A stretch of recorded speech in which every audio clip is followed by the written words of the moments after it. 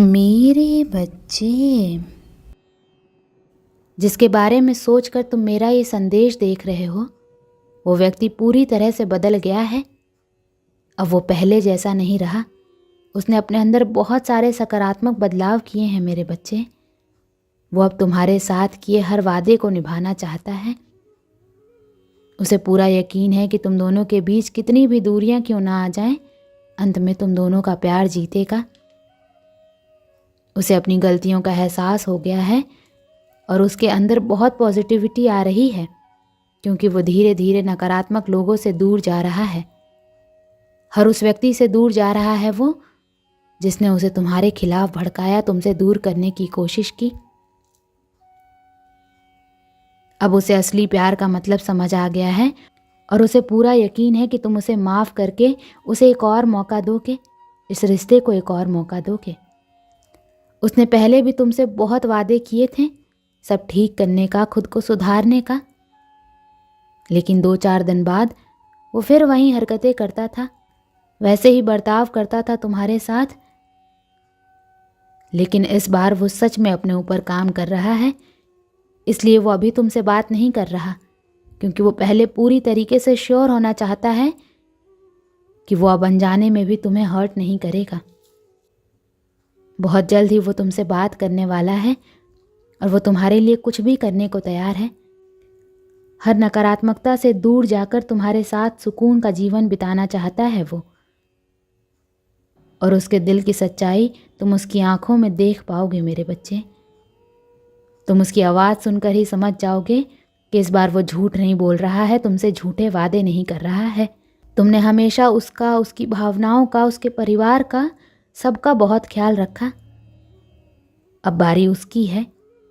तुम्हारे अंदर उसे दुनिया के हर रिश्ते मिले, सब देकर भी तुम्हें अकेलापन महसूस होता था उस रिश्ते में, जैसे वो होकर भी तुम्हारे साथ नहीं था।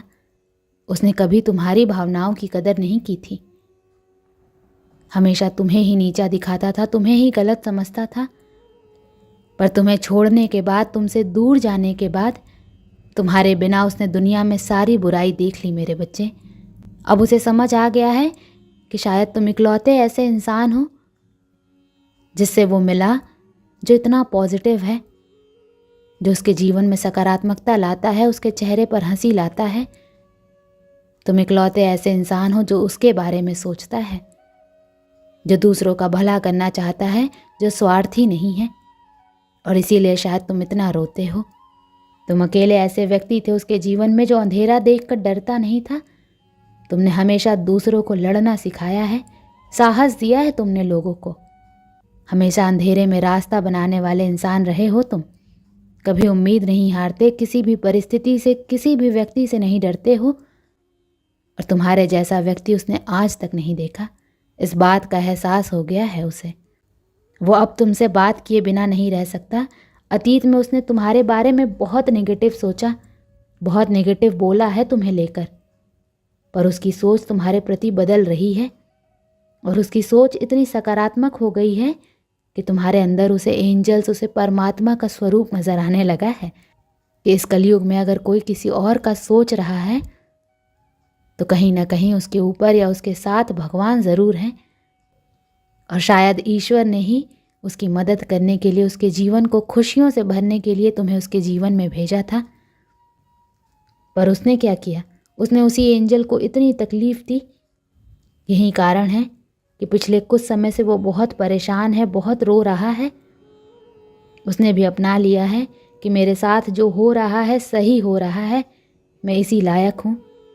इतना गलत किया मैंने उसके साथ, उसी की सज़ा भोग रहा हूँ मैं। पर अब समय आ गया है जब वो तुम्हारी तरफ कदम बढ़ाने वाला है, क्योंकि उससे और नहीं सहा जा रहा है। उसके सारे रिश्ते ही उसके खिलाफ चले गए हैं, उसके अपने ही उसे रुला रहे हैं, उसे प्रताड़ित कर रहे हैं। और अब उसे किसी भी हाल में तुमसे बात करनी है, क्योंकि तुम्हारे अलावा उसे कोई नहीं समझ सकता है। वो इस रिश्ते में आई दूरियों को ख़त्म करना चाहता है, बस अपने रिश्ते को कुछ लोगों की बुरी नज़र से बचा कर रखना चाहता है वो मेरे बच्चे, क्योंकि उन लोगों की वजह से ही तुम दोनों इतने दूर हो गए थे।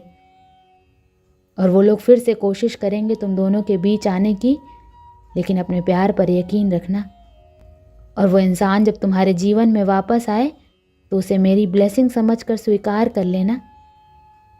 उसकी बातों को सुनने की कोशिश करना, समझने की कोशिश करना, अतीत को भूल जाना, क्योंकि तुम्हें भी पता है कि तुम उसके बिना नहीं रह सकते हो।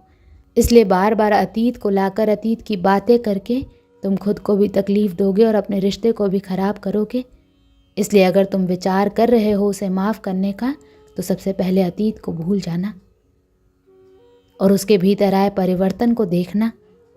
जब तुम अपने अतीत को भूल कर उसे माफ़ कर पाओगे तो सबसे पहले तुम अपना ही भला करोगे, क्योंकि उससे तुम्हें ही सुकून मिलेगा, तुम्हारा ही दर्द कम होगा। तुम उससे बहुत गुस्सा हो, बहुत रोए हो, लेकिन तुमने हमेशा एक माफ़ी की उम्मीद रखी थी मेरे बच्चे, कि माता कोई बात नहीं, मुझे वो हक नहीं मिला, वो सम्मान नहीं मिला, पर इतनी तकलीफ़ देने के बाद भी मुझसे कभी किसी ने माफ़ी नहीं मांगी। वो माफ़ी तुम्हें मिलने वाली है और उसकी बातें, उसकी माफ़ी, उसका रोना तुम्हारे सारे ज़ख्म भर देगी।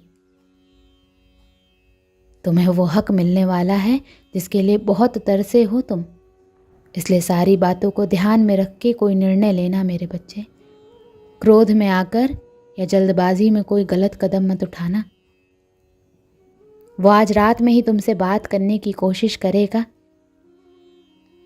उसकी बातों को सुनना, गुस्से में कोई अपशब्द मत बोलना किसी को।